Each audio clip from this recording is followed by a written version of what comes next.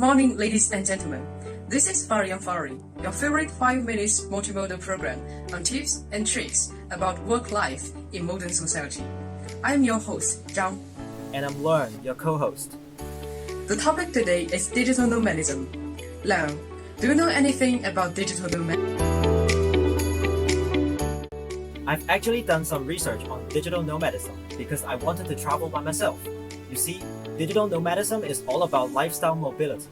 Like normal nomads, digital nomads are always traveling around the world without an immediate intention to return home, but simultaneously engage themselves in remote work by making use of digital technology.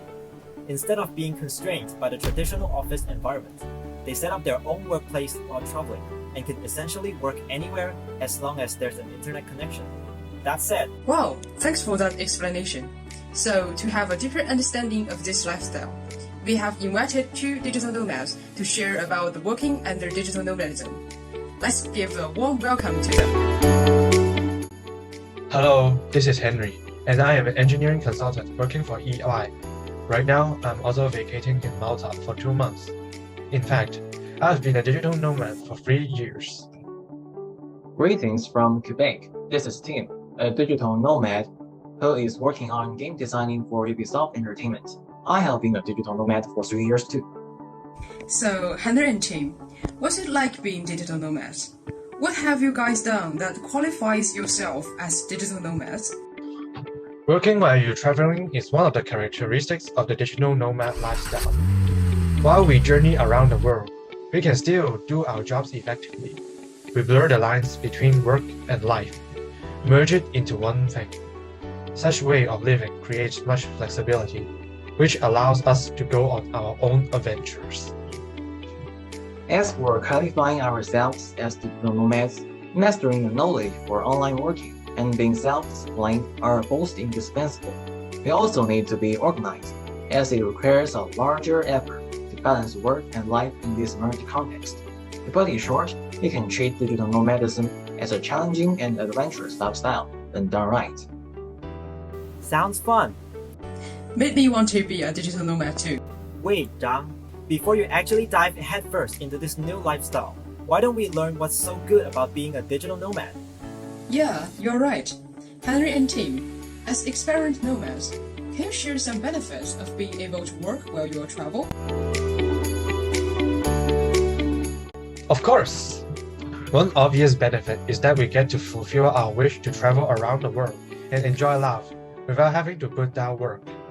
Apart from that, digital nomadism is similar to remote work, where we can customize our own workplace for boost productivity and satisfaction. Not only that, digital nomads also enjoy a lower cost of living. An increasing number of countries, such as Thailand, have lower taxation rates and schemes such as visa-free stays or digital nomad visa, which means it often costs less for nomads. It is good for companies too, as they don't have to spend as much on real estates. If we put ourselves in the employer's shoes, we can create better work-life balance for staff, resulting in better employee engagement. Well said, Henry. As digital nomads have broader experiences, it is good to hire people having diverse skill sets. Also, hiring freelance workers on a contract basis is more cost-effective than hiring those working full-time. To avoid changing workplaces when living a life of the digital nomad, so one must bear the loneliness brought by the lack of deep relationships with neither friends nor family members, and keep moving from one place to another may result in a sense of insecurity. In short, I think without the tolerance to solitude, one cannot become a successful digital nomad. In addition, from the perspective of employers, they may not be aware of foreign employment law. And things like business insurance usually have country restrictions.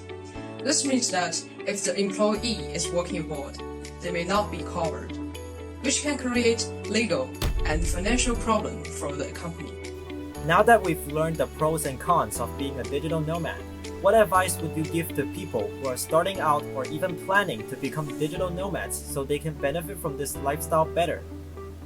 To deal with the distraction in a co-working place, I strongly suggest you set up a time schedule and keep checking on the process of the project. There are also some useful apps which aim at how to maintain disciplines, such as Microsoft Focus, Focus Me, and the Forest. In fact, there are also workshops organized by NGOs to train you guys to cultivate your self-discipline.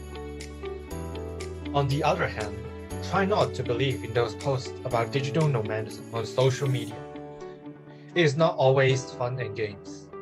I myself used to deal with the pressure of being complained about by locals for using campground Wi-Fi or Zoom meetings back when I was traveling in Costa Rica.